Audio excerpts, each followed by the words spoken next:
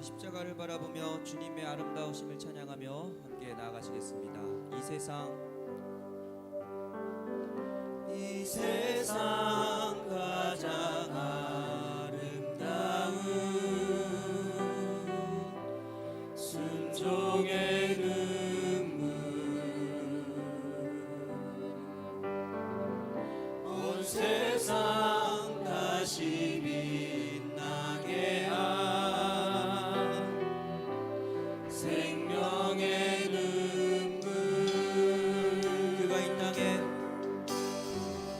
그가 이 땅에 오신 이유, 죽어야 살게 되고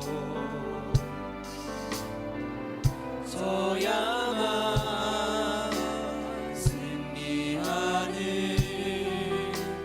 놀랍고 영원한 승리, 지으신 그대로 회복시키 우리의 창조주 그리스도, 십자가의 길로 아버지 뜻 이루셨네. 그가 이 땅에 오신 이유, 이제 우리에게 맡겨진 그 소망, 그 사랑, 그 생명, 아름답고 눈부신 십자가의 길, 우리가 이 땅에 살아가. 우리 전부 다 찬양합니다. 이 세상 가장 아름다운 순종의 눈물, 온 세상 다시 빛나게 한 생명의 눈물.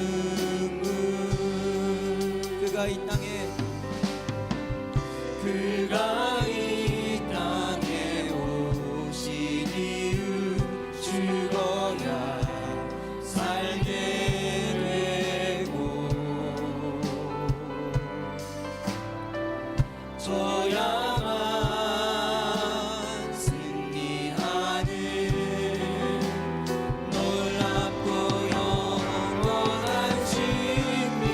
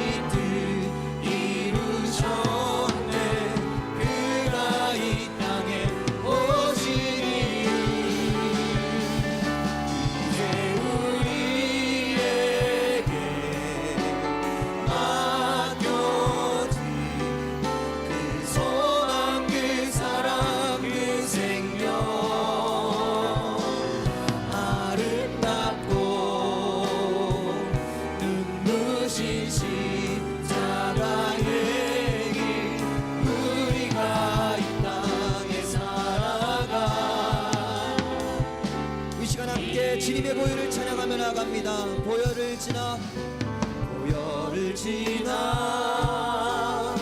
하나님 품으로 보혈을 지나 아버지 품으로 보혈을 지나 하나님 품으로 한 걸음씩 나아가 보혈을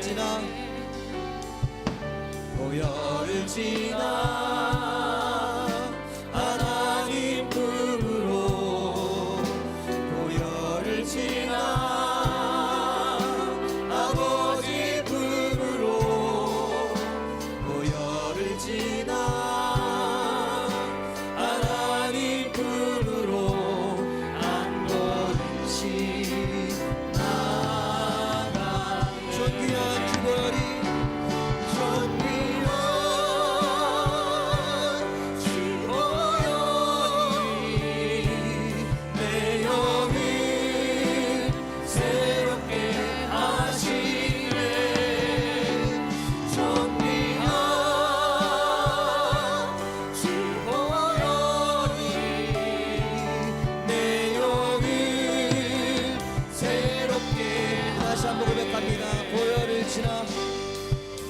보혈을 지나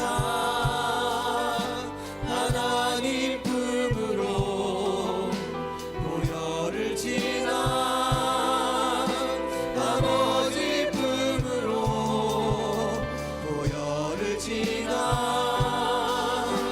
하나님 품으로 한 걸음씩 나아가 존귀한 주 보혈이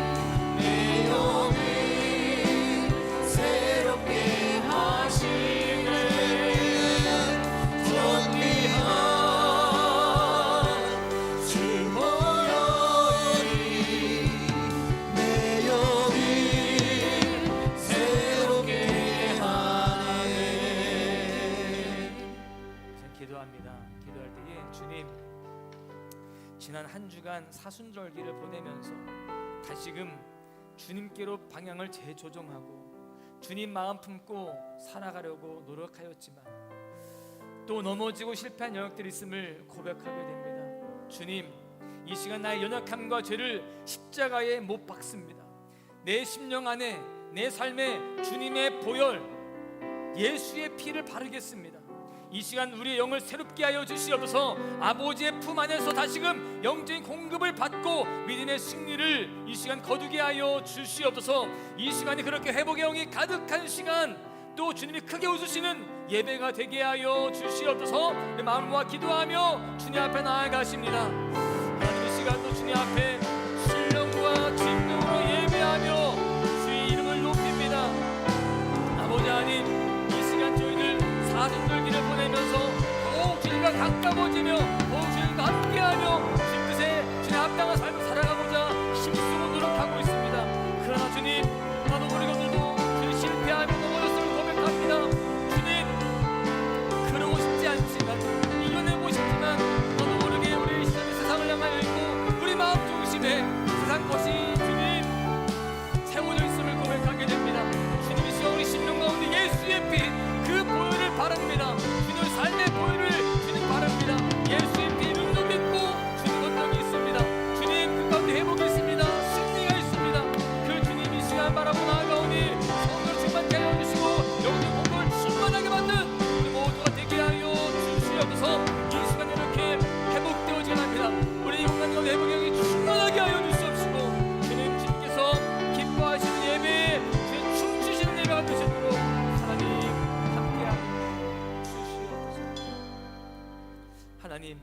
시간 저희들 사순절기를 보내면서 주님과 더 가까워지고자 몸부림치고 있지만 여전히 부족하고 제 가운데 있음을 고백합니다.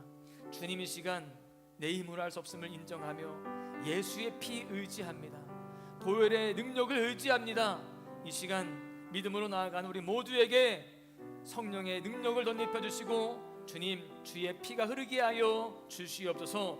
그 가운데 다시금 영적 공급을 받게 하여 주시고 믿음의 승리를 거두는 이 시간 될 수 있도록 함께하여 주옵소서. 무엇보다 주님 이렇게 믿음으로 나아가는 우리 모두를 통하여서 주님 기뻐하실 줄로 믿습니다.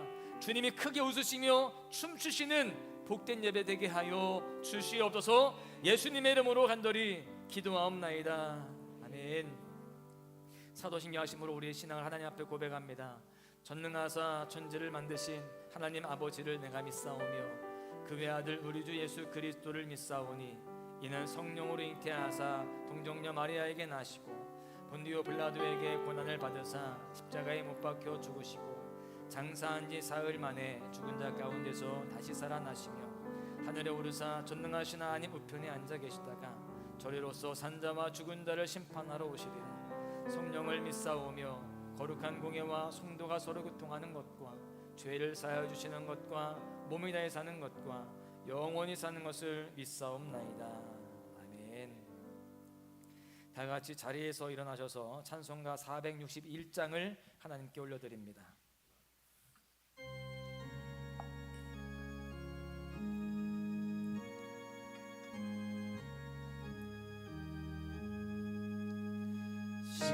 십자가를 질 수 있나 주가 물어보실 때 죽기까지 따르오리 성도 된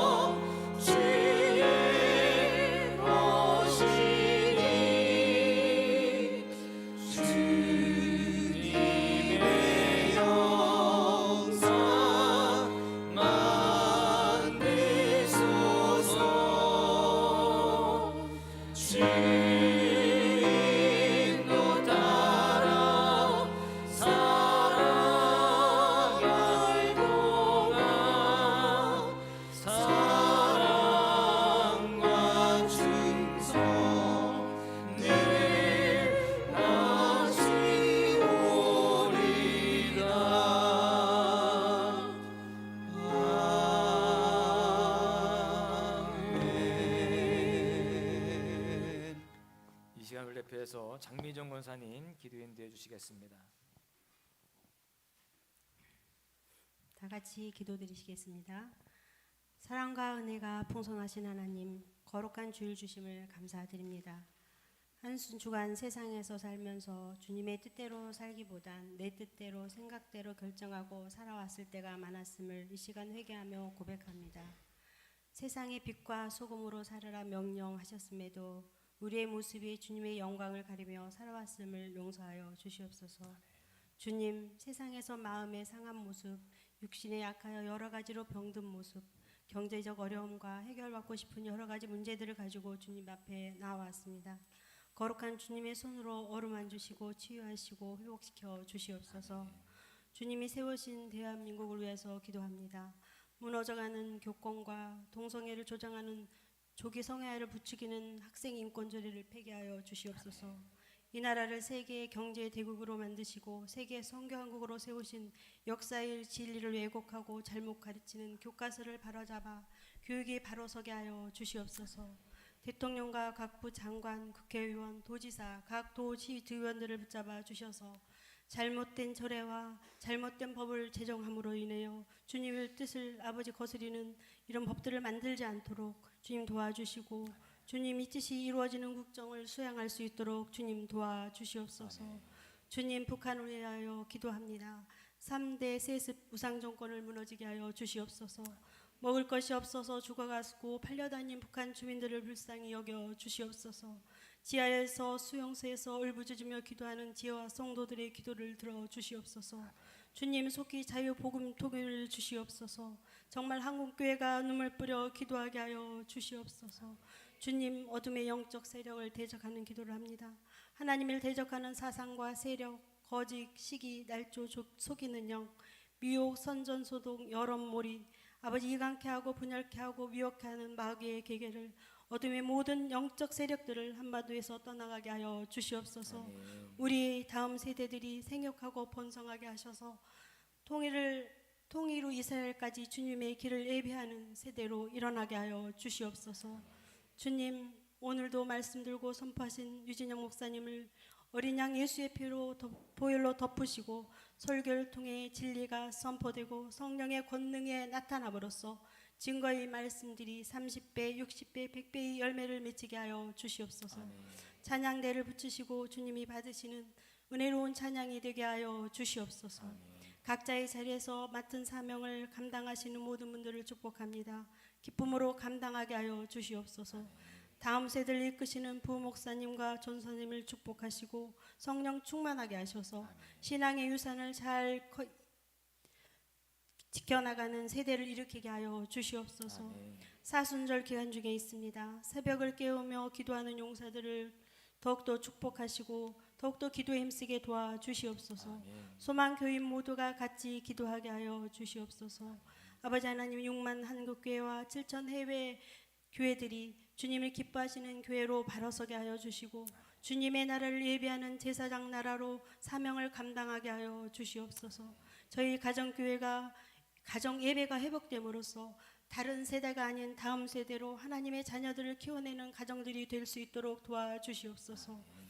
예배 후에 성도들의 세상의 빛과 소금으로 파송되게 하소서. 정말 주님께서 함께 하심을 믿고 감사하며 예수님의 이름으로 기도드립니다. 아멘.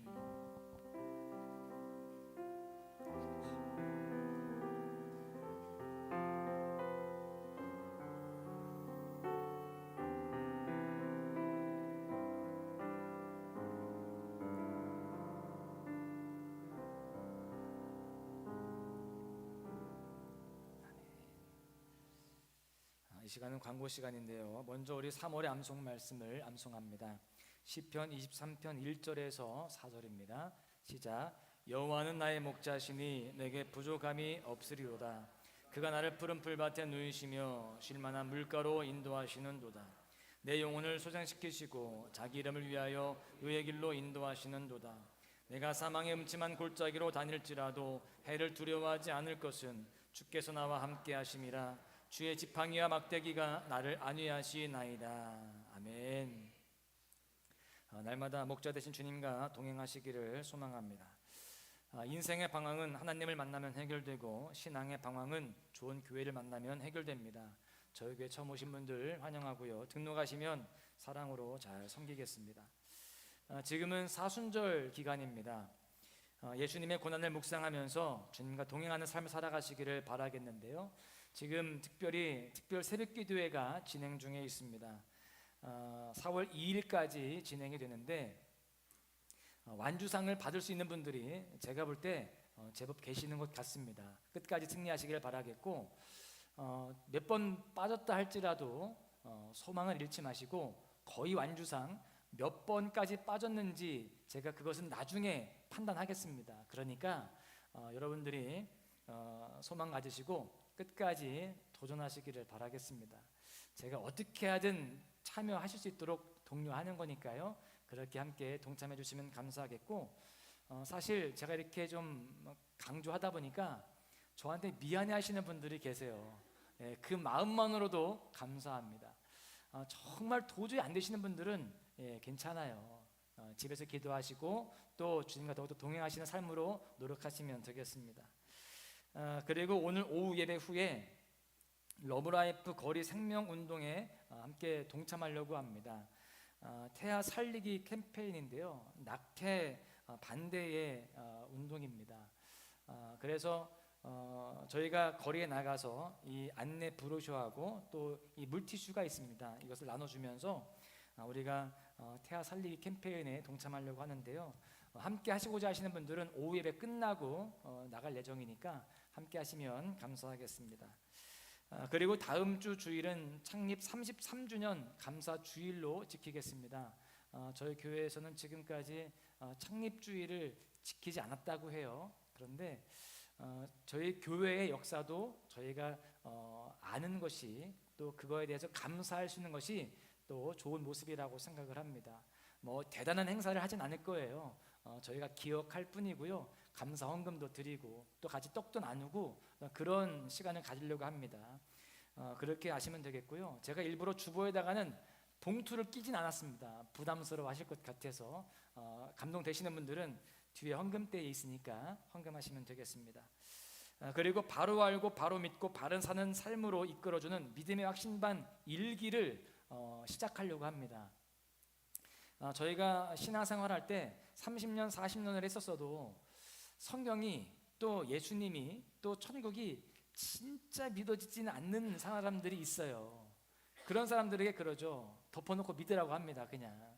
근데 하나님은 이 성경은 덮어놓고 믿으면 믿을 수가 없어요. 안 보이잖아요. 열어놓고 믿어야 되는데 이러한 것들에 대해서 제가 믿음의 확신을 주고자 하는 그런 프로그램을 만들었습니다. 그래서 함께 하시고자 하시는 분들은 신청해 주시면 되겠는데요. 저나 저희 부목사님한테 신청해 주시는데 20명까지만 받겠습니다. 너무 많으면 안 되겠더라고요.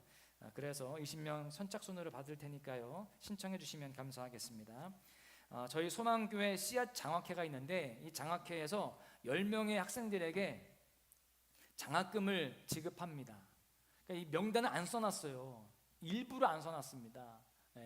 프라이버시가 있잖아요, 그렇죠? 그래서 안 써놨는데 그래도 나는 너무 궁금하다. 누가 얼마씩 받았는지 알고 싶다 하시는 분들은 저나 저희 장로님이나 재정부한테 물어보시면 상세하게 잘 알려드리도록 하겠습니다. 그리고 저희 장학금을 지금 꾸준히 하시는 분들이 계세요. 너무나 감사합니다. 어떤 분들은 자동이체를 해놓으시고 그렇게 헌금하시는데 큰 힘이 됩니다. 우리 다음 세대를 위해서 헌금하시고자 하는 분들은 계좌 번호를 남겨놨으니까요. 헌금하셔도 되고 또 봉투도 만들어놨습니다. 그렇게 헌금하셔도 감사하겠습니다. 그리고 학생 청년들을 위해서 지난주에도 말씀드린 바와 같이 소망하는 카페에 컵라면을 상시 비치해 놓겠습니다. 지난주에도 보니까 주중에 이 라면 냄새가 종종 나더라고요. 아이들이 잘 먹는 것 같은데 물론 더 맛있는 거, 더 좋은 거 먹어야 되겠지만 급할 때 언제든지 먹을 수 있도록 그렇게 비치할 테니까요. 무상으로 언제든지 드시면 되겠습니다. 어른들도 드셔도 된다 안 된다? 되긴 돼요. 되긴 되는데 어른들은 알아서 더 채워 놓으시기를 바랍니다. 그리고 우리 지난주에도 광고를 드렸었는데 3월 15일 오전에 우리 김수정 청년이 갑상선 수술을 합니다. 기도해 주시기를 바라겠습니다. 그리고 금주 식사 설거지 봉사는 여성 육목장 신목장 충남선교회에서 헌신해 주십니다. 감사합니다. 다 함께 찬양하시면서 준비한 예물을 하나님께 올려드립니다.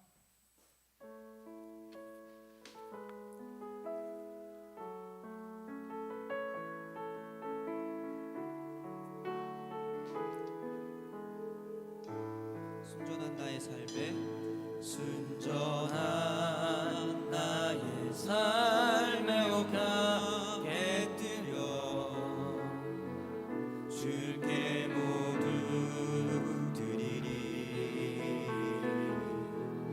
나의 가장 귀한 것 주께 드리리. 나의 주님 예수. 순전한 나의 삶에 오가게 드려 주께 모두 드리리. 나의 가장 귀한 것 주께 드리리. 나의 주님 예수. 내가 이를 다하여 주의 나를 예비하리니 주가 보고 그 사랑으로 주의 도 삼으시네. 이것이 나의 기도 나의 소원 나의 모든 것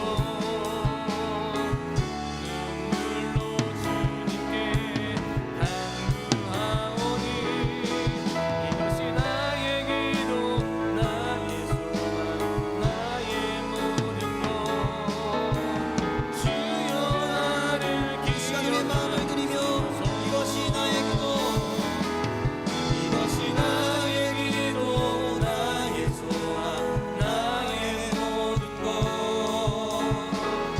눈물로 주님께 간구하오니 이것이 나의 기도 나의 소원 나의 모든 것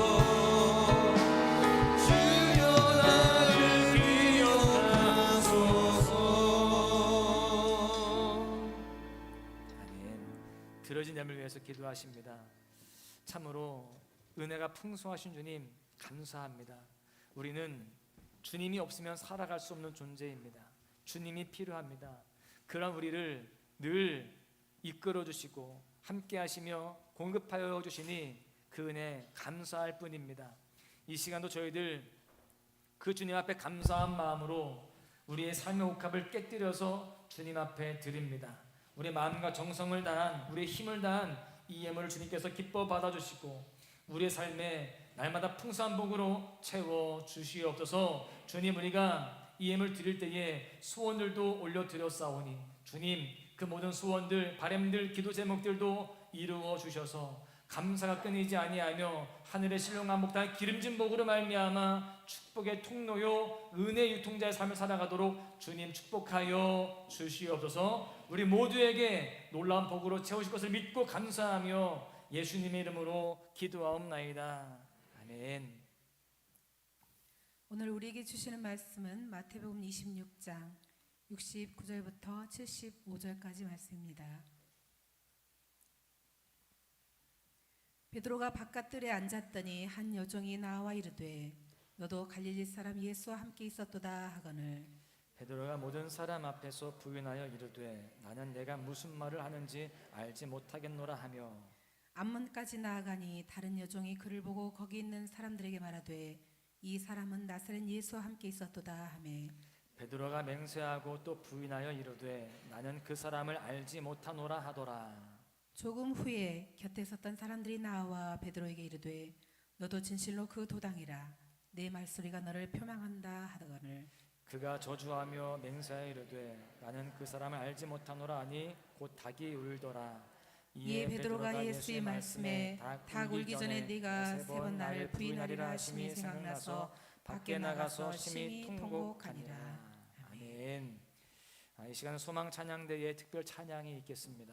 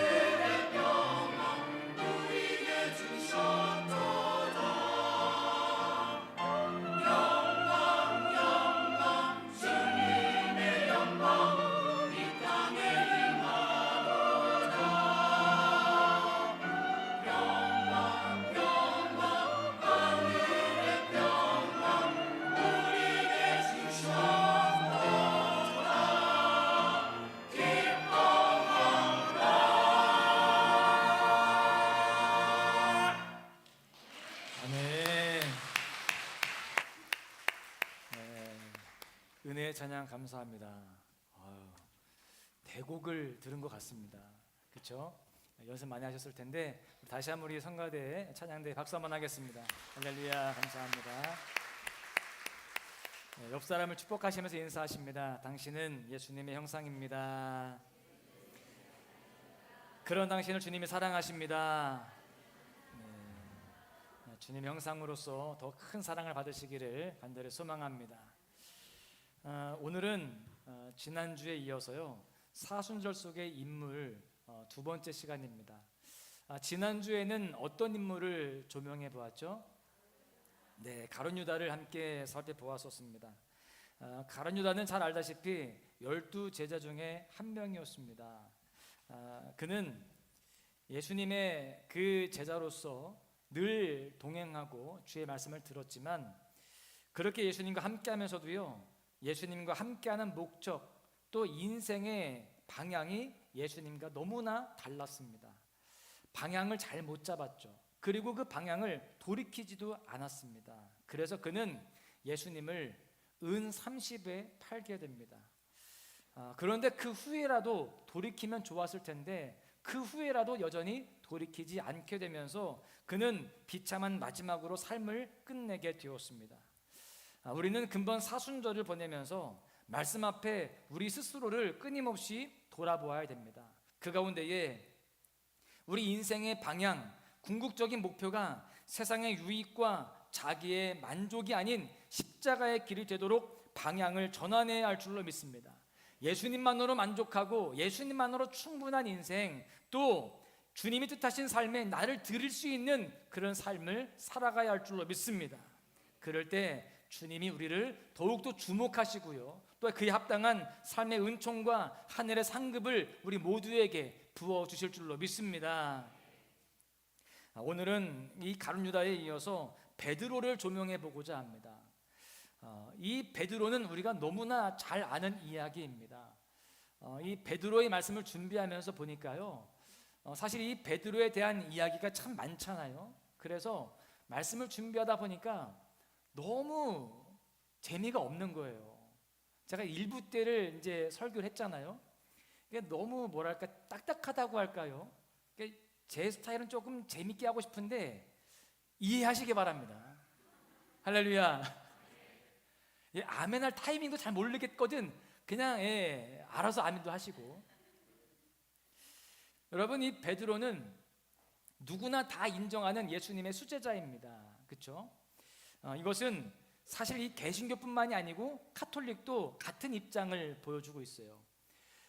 로마에 가면은, 바티칸에 가면 세계에서 제일 큰 성당이 있는데 그 성당이 바로 베드로 성당입니다. 제가 갔다 왔거든요. 사진 보여주세요. 이 맨 위에 사진을 보시면 이 건물 자체 모양이 열쇠 모양입니다. 천국 열쇠를 베드로에게 맡겼잖아요. 그래서 그걸 상징하기 위해서 이 열쇠 모양으로 만들었고요. 그 이제 광장에서 본 이 베드로 성당 모습이고, 제가 갔다 왔다고 했는데 안 믿으실까봐 제가 인증샷 하나 남겼어요. 여러분, 이 미켈란젤로를 비롯한 많은 이 예술가들, 건축가들이 이 베드로 성당을 짓는데 동참을 했고요. 또 오랜 시간 동안 이 작품 활동을 통해서 이 안에 있는 여러 벽이라든가 또 조형물들을 많이 만들어냈습니다. 그 내부를 보시면은 이 발다키노라고 하는 이 중앙 그 집전하는 곳이 있습니다. 중앙 제단이죠. 여기가 바로 베드로의 무덤 바로 위입니다. 그래서 여기는 아무나 올라갈 수 없습니다. 교황만 올라가서 집전을 할 수 있는 중앙 제단이 바로 이 발다키노라고 합니다. 그리고요, 이 밖으로 다시 나가 보면은요, 성당 입구에 거대한 베드로의 동상이 있습니다. 멀리서 볼 때는 이 베드로의 손에 책 한 권이 들려 있는 것 같지만 자세히 보면 책이 아니라 뭘까요? 열쇠, 천국 열쇠가 쥐어져 있습니다. 그리고 이 동상을 보시면 약간 고개가 아래쪽을 향해 있고 시선도 아래쪽을 향하여 있음을 볼 수 있습니다. 이것은 그곳에 찾아오는 모든 사람들을 이 베드로가 보고 있다라는 의미로 그렇게 만들어졌다라는 것입니다. 여러분, 이렇게 베드로는 예수님에게도 또 우리에게도 또 많은 사람들에게도 특별한 인물이에요.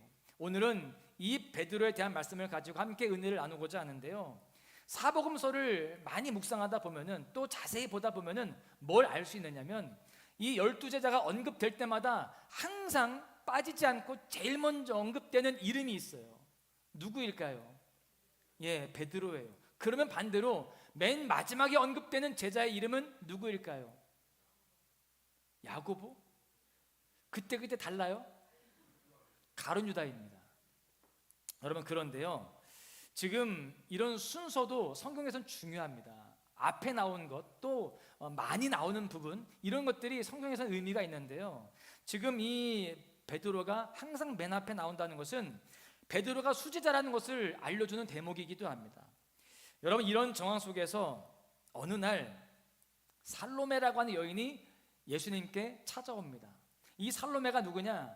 야고보와 요한의 어머니이기도 하지만 예수님과의 관계성이 있어요. 예수님의 이모입니다.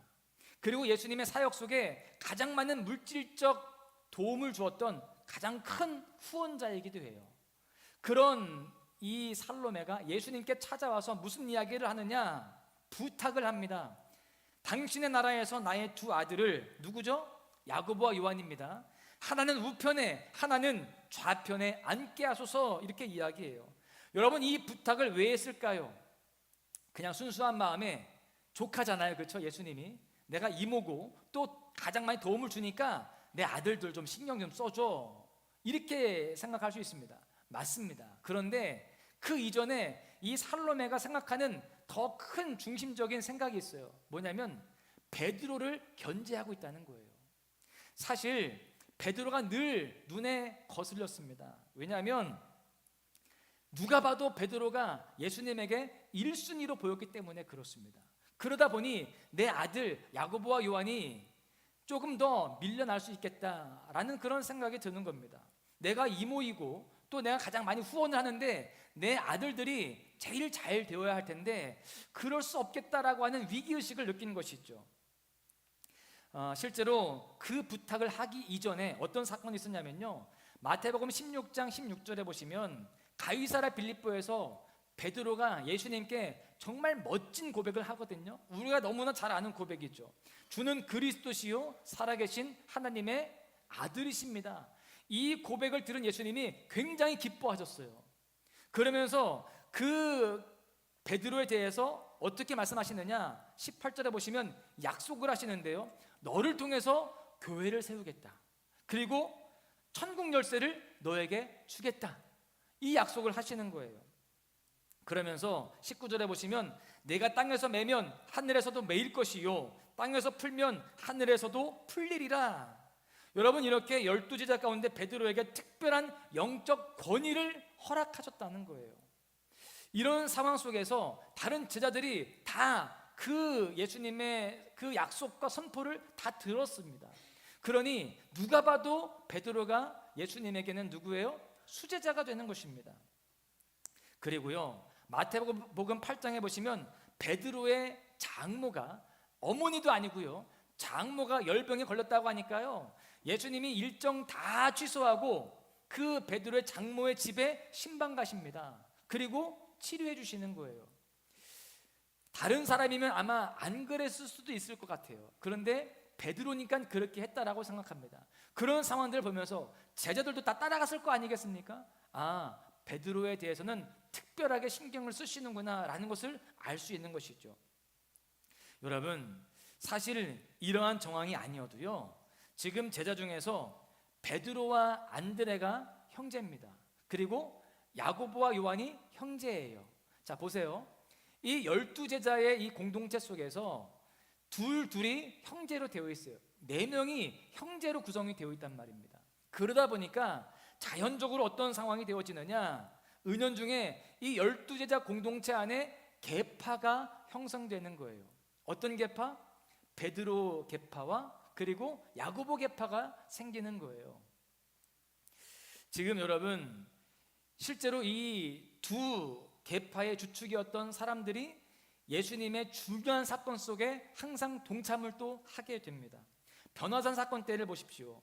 높은 산에 올라가서 수백 년 전에 하늘나라에 갔던 엘리야와 또 모세가 예수님과 함께 이야기하는 모습을 보는 것, 그리고 예수님이 신비로운 모습으로 변화가 된 모습을 보는 것, 이걸 누가 봤습니까? 세 사람만 봤어요. 베드로, 요한, 야고보만 보게 됩니다. 그리고 회당장 야이로의 딸을 다시 살리셨는데, 여러분, 그 당시 회당장은요, 그 유대 사회에서 큰 권세를 가진 가문이었습니다. 그렇게 유력한 가문의 집에 가서 죽어있는 딸을 살리는 것은 그 사회에서 큰 영광 받을 일로 취급이 될 수 있는 겁니다. 그런데 그 집도 누구랑 갔느냐? 베드로, 야고보, 요한만 데리고 갑니다. 그런가 하면 마지막 겟세마네 마지막 그 기도 때는요, 주님이 최고의 고통스러운 시간입니다. 너무나 의미 있는 시간인데 그때 베드로, 야고보, 요한 이 세 사람만 데리고 가십니다. 이런 상황들 속에서 이 베드로와 이 야고보는, 이 요한은요, 보이지 않는 라이벌 구도가 되게 되었을 것입니다. 그래서 이 야고보와 요한의 어머니 살로메가 베드로를 견제하기 위해서 직접 나서서 치맛바람을 일으키고 있는 거예요. 우리의 아들들을 하나는 우편에 하나는 좌편에 앉게 해달라, 그렇게 청탁을 하는 겁니다. 여러분, 상황이 이러다 보니까 제자들 사이에서 불필요한 신경전이 벌어지게 되는 겁니다. 그렇게 살로메가 이야기하는 걸 들으면서 다른 제자들이 그래요, 뭐 이모이시기도 하고 많이 후원해 주시니까 그 아들들 그렇게 해주세요, 그렇게 마음이 넉넉한 사람들이 아니었어요. 두 형제에 대하여 분이 여기거늘 이렇게 되어 있거든요. 화가 나는 겁니다. 그것이 어느 순간 내분으로 이제 번지게 생긴 거예요. 그래서 예수님이 그때 이렇게 말씀하십니다. 마태복음 20장 25절에서 27절에 보십시오. 너희들 지금 이방인의 집권자들처럼 권세를 부리고 사람을 임의로 주관하고 싶어서 그렇게 하는 것이냐? 너희들은 그러지 말아야 된다. 으뜸을 되고자 하면 너희는 어떻게 하라고요? 섬기는 자가 되어야 한다. 이렇게 말씀을 하시는 겁니다. 지금 세상적 가치관으로 가득 차 있는 그 제자들 안에 다시금 십자가의 정신을 새겨주시는 거예요. 너희들 겸손해야 되고 희생해야 되고 섬겨야 된다, 이 말씀을 하시고 계시는 겁니다. 여러분, 이와 같이 지금 베드로는요, 그 제자 공동체 안에서도 또 다른 사람들에게도 수제자로 인정받는 그런 모습이었습니다. 그런 특별한 존재로 살아가요. 그렇게 베드로는 여러 가지 면에서 지금까지 훌륭한 위치를 지켜왔습니다. 그런데 사순절 기간에, 즉 예수님이 십자가를 지시기 바로 앞두고 그는 그의 인생에서 가장 큰 오점을 남기게 됩니다. 베드로에게 예수님이 수차례 말씀하셨죠. 예루살렘에 가면 나는 고난을 받게 되고 그리고 죽임을 당하게 될 것이다. 그런데 베드로는요, 그 의미를 잘 알지 못했습니다. 그러다 보니까 진짜로 십자가의 사건이 시작이 되니까 준비가 안 되어 있는 거예요. 그래서 다른 제자들처럼 똑같이 예수님을 배반하게 됩니다. 흩어지게 되어지고 심지어 이 베드로는요, 예수님을 부인하고 저주까지 하게 됩니다. 어찌 보면 사실 그때가 수제자로 인정받는 베드로로서 정말 가장 멋지게 영적 권위를 드러낼 수 있는 기회이기도 했습니다.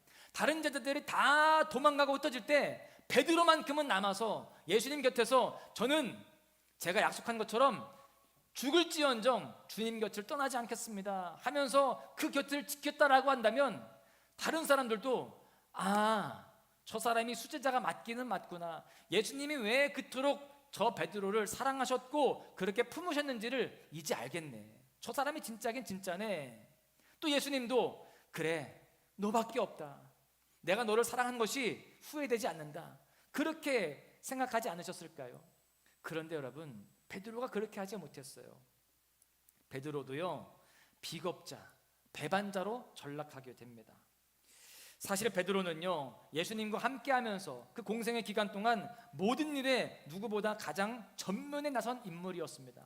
물론 다른 12제자도 마찬가지이긴 했어요. 그런데 그 중에서도 베드로는 가장 전면에서 가장 앞서서 주의 일들을 감당하였습니다. 예수님의 치유 사역들을 보세요. 지금의 의술로도 고칠 수 없는 그러한 병들을요, 예수님은 현장에서 막바로 고치십니다. 기적을 베풀어 주셔서 그 현장에서 다시 일으켜 세우시고 죽은 자 살리시는 그런 기적을 베풀어 주셨습니다. 그러다 보니까 사람들이 몰려오기 시작해요. 한두 사람이 아닙니다. 수천 명씩 몰려와요. 자, 그러니까 수천 명씩 몰려올 때 예수님 앞에 이제 줄을 세워야 될 거 아니겠어요? 줄을 서시오. 다음은 당신, 다음은 당신. 당신은 저기 많이 심각하지 않은 것 같으니까 저 뒤로 가고, 당신 일로 와. 이렇게 할 수 있는 사람이 누구였어요? 제자들이었어요. 이게 권세 아닙니까? 예수님 앞에서 자기가 사람들을 줄 세우고 또 순번을 정해주고 이 일을 베드로를 비롯한 제자들이 했단 말이죠. 그게 바로 권세였습니다. 그렇게 순번을 정하면서 그렇게 예수님 앞에서 보좌했던 그 제자들은요, 그 순간 굉장히 자랑스러웠을 거예요, 스스로가. 그리고 예수님이 왕이 되시면 이거는 아무것도 아니겠네 하면서 한껏 기대도 했을 겁니다. 오병이어 사건 때 떡과 물고기를 나눠줄 때도 마찬가지입니다. 나눠줘도 계속 이 바구니 안에 떡과 물고기가 또 채워지는 거예요. 충전이 됩니다. 이 신비로운 바구니를 갖고 있는 사람들이 누구예요? 제자들이었어요. 그래서 넌 예쁘니까 떡 하나 더 주고, 당신 갖고 당신 주고. 여러분, 이게 바로 권세인 거예요. 얼마나 그 어깨에 뽕이 올라갔겠어요. 여러분, 또한 예루살렘 올라갈 때는요, 예루살렘 시민들이 다 몰려 나와서 호산나 호산나 하면서 예수님을 환호했습니다. 마치 왕이 입성하는 것처럼, 개선장군이 입성하는 것처럼 그렇게 어마어마한 행렬로 입성을 했어요. 그 앞에 지금 누가 서 있는 거예요? 그 행렬 속에 가장 중심에 그 나귀 옆에 그 베드로와를 비롯한 제자들이 있는 것입니다. 그래, 이제 우리가 드디어 한 자리를 차지하겠구나, 그런 생각을 했었겠죠. 여러분, 그렇게 전면에 있었던 사람들이 제자였고, 또 가장 전면에 있었던 사람이 바로 베드로였습니다. 여러분, 그런데 그렇게 영광스러운 사역들을 하고 있는데 예수님이 폭탄 선언을 하십니다. 마태복음 16장 21절에 보시면 이렇게 말씀합니다. 이때로부터 예수 그리스도께서 자기가 예루살렘에 올라가 장로들과 대제사장들과 서기관들에게 많은 고난을 받고 죽임을 당할 것이라 제자들에게 비로소 나타내시니, 지금 고난받고 죽임을 당할 것이라고 지금 말씀을 하시는데, 여기 보니까 비로소라는 말씀이 있죠. 이것은 이전까지는 그런 말씀 안 하시다가 이제 하신다는 얘기예요. 처음으로 하시는 말씀인데, 그 말씀에 제자들은요 충격을 받습니다. 그 충격의 그 선언 속에서 베드로가 제일 먼저 또 반응을 하죠. 22절에 보시면 베드로가 예수를 붙들고 항변하여 이르되 주여 그리 마옵소서, 이 일이 결코 주께 미치지 아니하리이다 라고 되어 있어요. 여러분, 여기에서 베드로가 항변했다라고 되어 있어요. 이 항변은 원어의 의미를 보았을 때 항의입니다. 항의했다는 거예요. 여러분, 항의는 언제 하죠? 내 생각, 또 어떤 상황들 속에서 내 관점에서 뭔가 안 됐을 때 자기의 주장을 하는 게 항의입니다. 지금 베드로는요, 우리가 볼 때 예수님이 고통당하시면 안 됩니다, 예수님은 그렇게 하시면 안 돼요, 죽으시면 안 됩니다, 예수님을 걱정하는 그러한 말이 아니라 그 속에는 뭐가 있느냐? 자기 입장을 지금 항의하고 있는 거예요. 예수님이 그렇게 죽으시면 우리는 뭐가 되는 거예요? 예수님이 그렇게 죽으시면 우리도 무사할 수 없잖아요. 그러면 안 되는 겁니다. 예수님, 그렇게 하지 마십시오. 그렇게 항의하고 있는 거예요. 여러분, 실제로 이 베드로는 머릿속에 이런 생각이 들었어요. 만약에 지금 예수님이 말씀하신 대로 그렇게 죽으신다면 나는 어떻게 되는 걸까? 나는 이제 온 나라에 얼굴이 다 팔렸는데, 예수의 수제자라고 다 알려져 있는데 나도 위험해질 게 뻔해. 이런 생각이 머릿속에 지배하고 있었습니다. 여러분, 이런 생각 속에서 자신이 기대하고 있는 영광스러운 삶과 정반대의 선언을 하시는 예수님이 어떨까요? 더 좋아졌을까요? 존경스러웠을까요? 아니에요. 자기는 이 길로 가고 싶은데 예수님은 나는 이 길로 갈 것이다 라고 하니까 그 예수님이 불편해지기 시작합니다. 그 예수님이 뭔가 마음에 들지 않는 거예요. 그래서 항변했던 것입니다. 그때 예수님이 그런 베드로에게 뭐라고 말씀하세요? 사탄아, 물러가라. 내 뒤로 물러가라는 거예요. 너는 나를 넘어지게 하는 자로다, 이렇게 말씀하십니다. 여러분, 예수님에게 직접적으로 1대1로 사탄아 이렇게 들은 사람이 누구일까요? 베드로가 있고요, 그리고 다른 유다가 있습니다. 여러분, 만약에 여러분들이 이렇게 나름대로 열심히 예배도 드리고 또 헌신도 하는데 사탄아 내 뒤로 물러가라 이런 이야기를 들으면 여러분 기분이 어떠실까요? 아멘 하시겠어요? 뭔가 기분이 나쁠 거예요. 그렇죠?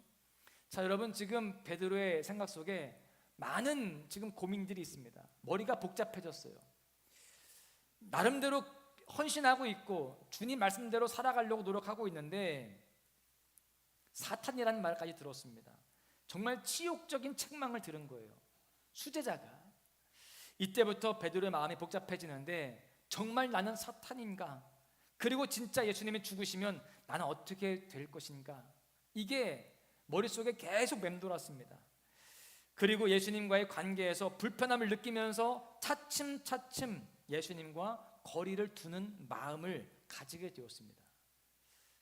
여러분, 여기서 우리는 베드로의 실패의 단초를 발견할 수 있습니다. 그것이 무엇이냐? 주님과 거리를 두면서 주님과의 관계에 문제가 생겼다라는 것입니다. 주님과의 관계에 문제가 생기니까 실패하게 되는 거예요. 함께 고백합니다. 주님과의 관계에 문제가 생긴 베드로.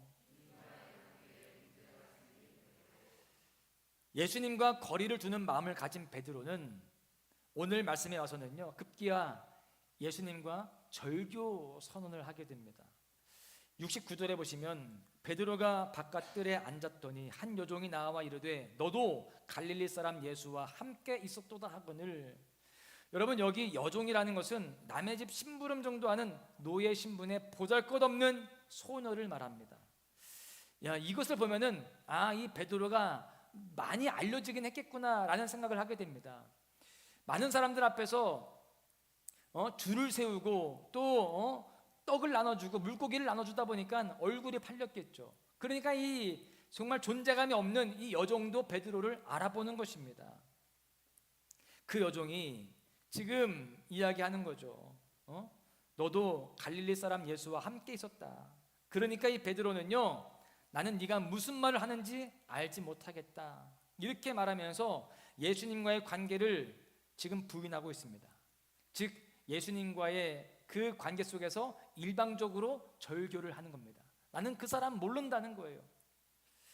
그 다음 구절인 71절에 보시면 다른 여종이 그를 보고 또 말을 합니다. 이 사람도 나사렛 예수와 함께 있었도다. 틀림이 없다는 거예요. 진짜 유명한 사람이 되기는 한 게 맞습니다. 여종들마다 다 알아보는 거예요. 거의 연예인급인가 봐요. 여러분, 그동안 예수님의 영광스러운 사역에 전면에 나섰기 때문에 이렇게 다 알려진 겁니다. 베드로가 당황해서 이번에는 더 강하게 부인하죠. 맹세하고 또 부인하니 이르되 나는 그 사람을 알지 못하노라 하더라. 맹세까지 합니다. 그런데 조금 후에 세 번째 사건이 터지죠. 73절에 보십시오. 조금 후에 곁에 섰던 사람들이 나와 베드로에게 이르되 너도 진실로 그 도당이라 내 말소리가 너를 표명한다 하거늘. 여러분, 지금 이 여종들만 알아보는 게 아니라 주위의 사람들도 다 알아보는 거예요. 그것도 무엇으로 알아보느냐? 목소리로 알아본다는 거예요. 너의 그 말소리가 너를 표명한다는 거예요. 줄을 서시오. 자, 떡 이거 받으세요. 다음 순서는 당신입니다. 이렇게 말을 할 때 베드로가 가장 앞서서 말을 했던 모양이에요. 그러니까 사람들이 목소리만 들어도 알겠다는 거예요. 여러분, 특별히 여기에서 도당이라고 되어 있어요. 이 도당을 개역 한글 성경에는요 그냥 당이라고 되어 있습니다. 무슨 뜻이냐? 정치적인 색깔을 표현하고 있는 것입니다. 너는 예수를 앞세우는 갈릴리 정당의 대변인이잖아. 왜 유대에 와서 딴소리 하는 거야? 이렇게 이야기합니다. 여러분, 이 말은 현 로마 정부의 쿠데타를 일으킬 조짐이 있는 인물로 지목이 되는 상황입니다. 여러분, 베드로는 그 이야기를 들으면서 가슴이 철렁 내려앉는 거예요. 이러다가 나도 예수님처럼 정치범으로 죽겠구나 싶은 겁니다. 그래서 저주까지 합니다. 74절에 보십시오. 저주하며 맹세하여 이르되 나는 그 사람을 알지 못하노라. 여러분, 이것이 베드로의 사순절이 되고 말았습니다. 예수님이 십자가를 지시기 전에 베드로의 모습이 이와 같았다는 거예요. 여러분, 그렇게 예수님을 부인했을 때 닭이 울게 됩니다. 그리고 베드로는 예수님의 말씀이 떠올라서 통곡을 하면서 웁니다. 그리고 베드로는 통곡의 사순절을 보내게 되는 거예요. 그런데 여기서 지난 시간 살펴보았던 가룟 유다와 베드로의 차이점을 발견하게 됩니다. 여러분, 베드로는요 성격적으로 좀 급하잖아요. 그래서 죄도 빨리 짓는데 회개도 빨리 합니다. 베드로가 그렇게 부인하면서 배반할 때 마침 닭이 울었다라고 이야기했어요. 그 소리를 듣자마자 베드로는 웁니다. 그 닭 울음소리는 기회의 소리였는데 그 기회의 소리 속에서 이 베드로는 올바르게 반응을 하고 있는 겁니다. 그 소리에 밖으로 뛰쳐나갑니다. 뛰쳐나가서 심히 통곡하고 회개한 것입니다. 여러분, 여기에서 회복의 가능성을 엿볼 수 있는 것이죠. 그런데 가룟 유다는 어떻습니까? 예수님이 직접 말씀하시면서 기회를 주시죠. 그 기회의 소리 속에서 그는 돌이켰어야 됩니다. 그런데 그는 그렇게 하지 않죠. 베드로도 뛰쳐나가서 통곡을 하고 울었는데 이 가룟 유다는요 뛰쳐나갑니다. 똑같이 뛰쳐나갔는데 통곡하면서 우는 것이 아니라, 회개하는 것이 아니라 자기가 계획했던 대로 예수님을 팔게 되는 거예요. 뛰쳐나가서 예수님을 파는 거예요. 여러분, 만약에 이 가룟 유다도 십자가 사건이 진행되는 동안일지라도 주님을 찾아와서 회개했다라고 한다면 주님이 넉넉히 받아주셨을 것입니다. 그에 대한 확실한 증거가 있어요. 예수님과 함께 십자가에 달린 그 강도에 대해서 아마 아실 겁니다. 그 강도 중에 하나가 예수여 당신의 나라에 임하실 때에 나를 기억하소서 이렇게 요청하거든요. 예수님은요 그 말씀 한마디 듣고 그를 받아주시고 그를 낙원으로 인도하십니다. 이런 행악자도 주님이 받아주시고 회복시키신다면, 그렇게 주님이 자비로우신 분이라고 한다면 하물며 3년 동안이나 함께했던 그 제자의 허물찜이겠냐고요. 받아주시는 거죠. 그런데 예수님이 그렇게 십자가의 고통을 당하실 때에도, 그리고 그 후에 돌아가셨을 때에도 가룟 유다는 돌아오지 않습니다. 여러분, 사실 오늘 주인공 베드로도 또 어쩌면 가룟 유다와 크게 다르지 않음을 깨닫게 됩니다. 똑같이 사탄이라는 말을 들었어요. 그리고 똑같이 자신의 유익과 만족, 인간적인 목표를 이루기 위해서 주님 곁에 있었고요. 누구보다 더 높은 자리를 차지하기 위해서, 더 큰 만족을 누리기 위해서 다른 제자들과 치열하게 경쟁했던 사람이에요. 똑같습니다. 그런데 베드로는 그렇게 실패한 것에서 끝나지 않았다는 거예요. 예수님과의 관계를 다시 회복하는 그 자리로 돌아오게 되었습니다. 여러분, 이것이 바로 오늘 우리에게 주는 가장 중요한 교훈이 되는 줄로 믿습니다. 함께 고백합니다. 주님과의 관계를 회복하는 사순절. 우리는 관계를 회복할 수 있는 자리로 나아가야 할 줄로 믿습니다. 예수님이 순환을 예고할 때마다 누구보다 먼저 베드로가 나서서 약속을 하죠. 이 복음서를 보시다 보면은요, 항상 예수님의 질문이 있을 때 가장 먼저 누가 대답을 하느냐? 베드로가 대답을 합니다. 그리고 나중에 다른 제자들이 대답하는 그러한 흐름이 있어요. 그만큼 베드로는요 누구보다 주님 앞에 먼저 충성을 약속했던 인물이라는 것이죠. 나는 주와 같이 죽을지언정 주를 떠나지 않겠습니다, 이렇게 고백했다는 겁니다. 그런데 그렇게 맹세했던, 약속했던 베드로가 한낱 여종들 앞에서, 평범한 그 주변의 사람들 앞에서 다 무너지게 되었습니다. 그랬을 때 통곡하게 되었던 것이죠. 여러분, 통곡의 의미가 무엇일까요? 자신이 약속한 것을 지키지 못한 그 심리적 고통, 영적인 고통이었습니다. 내가 왜 이렇게 되었을까? 내가 그렇게 주님 앞에 약속했는데 내가 왜 이렇게 배신하게 되었지? 왜 예수님을 저주까지 하게 되었지? 그러면서 스스로를 돌아보는 거예요. 여러분, 사순절은 제가 계속해서 말씀을 드리지만 스스로를 돌아보는 그러한 돌이키는 기간입니다. 무엇보다 우리는 이 사순절기에 주님과 나의 관계를 돌아보고 그 관계성을 새롭게 해야 할 줄로 믿습니다. 더 주님과 가까워져야 되는 것이죠. 사실 우리가 예배를 드리고 또 기도하면서 주님과 함께 하려고 노력하지만 삶의 현장 속에서 우리는 또 넘어질 때가 있습니다.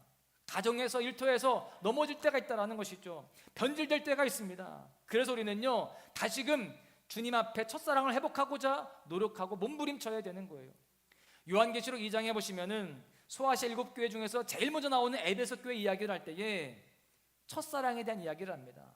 요한계시록 2장 4절에 보시면 그 에베소 교회에 대한 책망을 할 때 너는 처음 사랑을 잃어버렸다, 이걸 책망하십니다.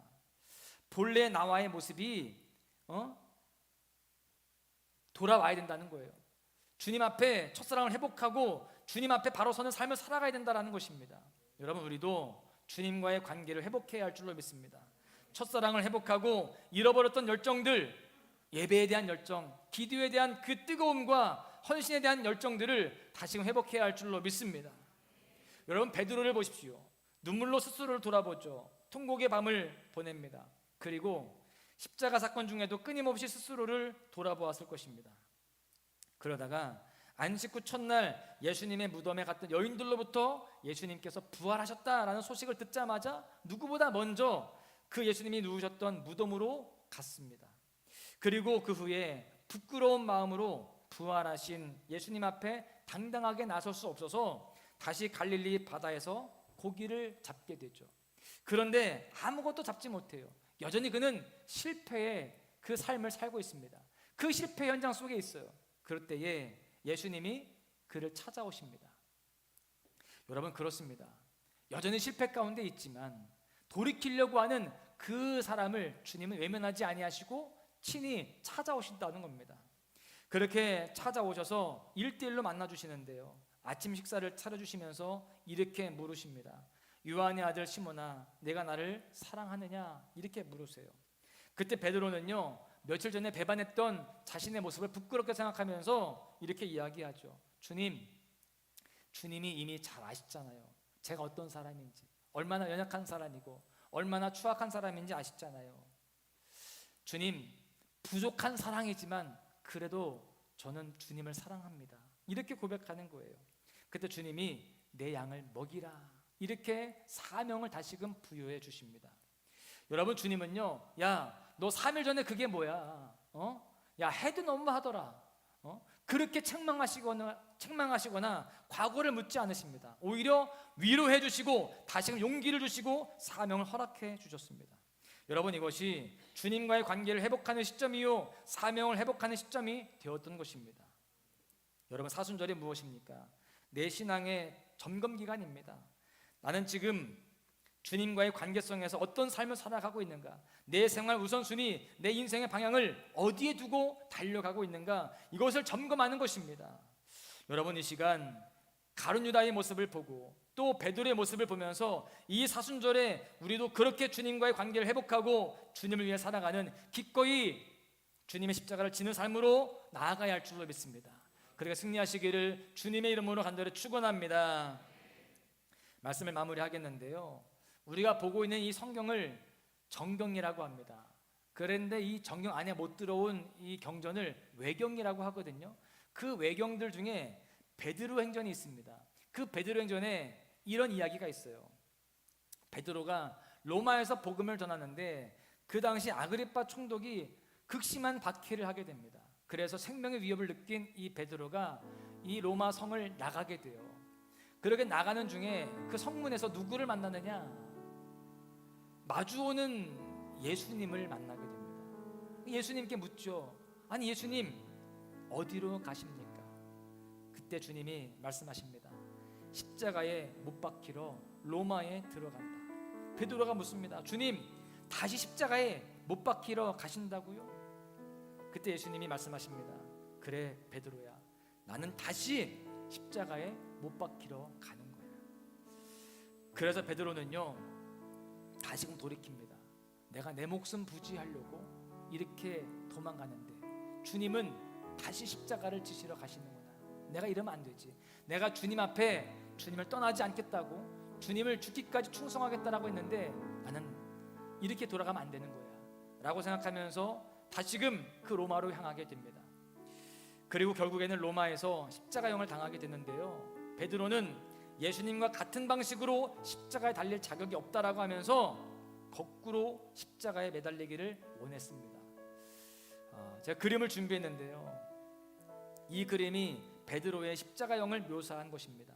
카라바조라고 하는 화가가 그린 그림입니다. 여러분, 베드로가 예수님과 거리가 멀어졌을 때는요, 관계에 문제가 생겼을 때는 나도 예수님처럼 죽게 되는 거 아니야? 두려워했습니다. 그래서 다른 제자들처럼 흩어졌고 주님을 배반하기까지 했습니다. 그런데요, 주님과의 관계가 회복되어지니까, 내 양을 먹이라는 그 사명을 회복하니까 담대해지는 겁니다. 그리고 예수님을 위해서 죽고자 하는 삶을 살게 됩니다. 함께 십자가를 지는 것이죠.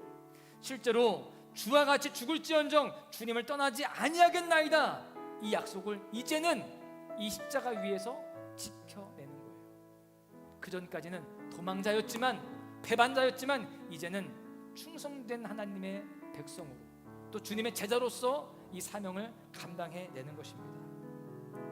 여러분, 우리도 주님과의 첫사랑을 회복해야 할 줄로 믿습니다. 잃어버린 열정도 회복해야 할 줄로 믿습니다. 그렇게 다시 일어나 주님께로 더 가까이 나아가야 할 줄로 믿습니다. 그럴 때 세상이 힘들고 영적으로 많은 공격이 있지만 담대하게 십자가를 지는 삶을 살게 될 줄로 믿습니다. 베드로를 보십시오. 그렇게 다시 회복한 베드로는요, 그렇게 담대히 교회를 세우고 복음을 전하다가 비록 순교했지만 예수님의 말씀대로 지금도 천국 열쇠를 가지고 천국에서도 주님께 충성하고 있습니다. 존귀하게 쓰임 받는 것이죠.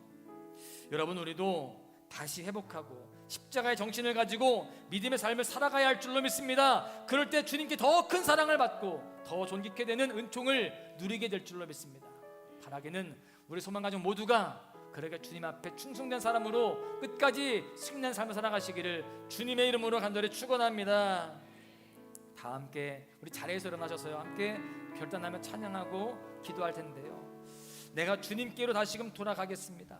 내가 끝까지 주님의 십자가를 지는 삶을 살아내겠습니다. 베드로와 같이 그렇게 주님께 돌이키며 쓰임받는 우리 모두가 되게 하여 주옵소서. 함께 우리 찬양하고 결단하겠습니다. 멀고 먼 이 세상 길 소망 없는 나 그대의 길 방황하고 헤매이며 정처없이 살아왔네.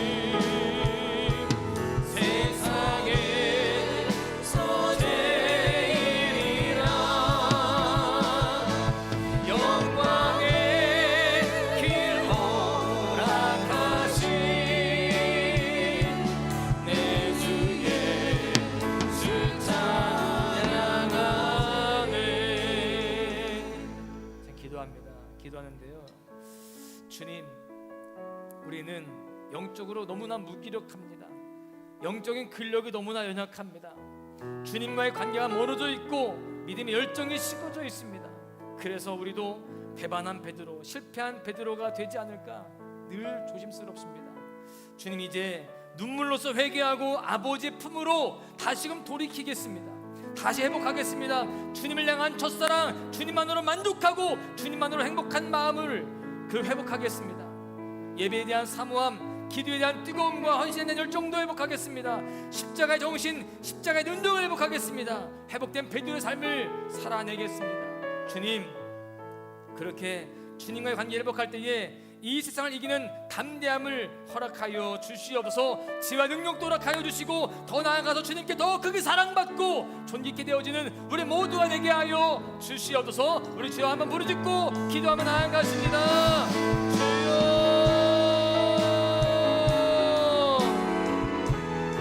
아버지 하나님, 이 시간 저희 주님 앞에 나와 함께 예배하며 말씀을 들었습니다. 주님, 우리 영이 주님 앞에 더욱더 올라 지령합니다. 시고져 있고 후고져 우리 심령들이 다시금 주님 새롭게 원합니다. 주님, 이 시간 주님과의 관계가 더욱더 가까워지게 하여 주시고 믿음의 더욱더 뜨거워지게 원합니다. 주여, 함께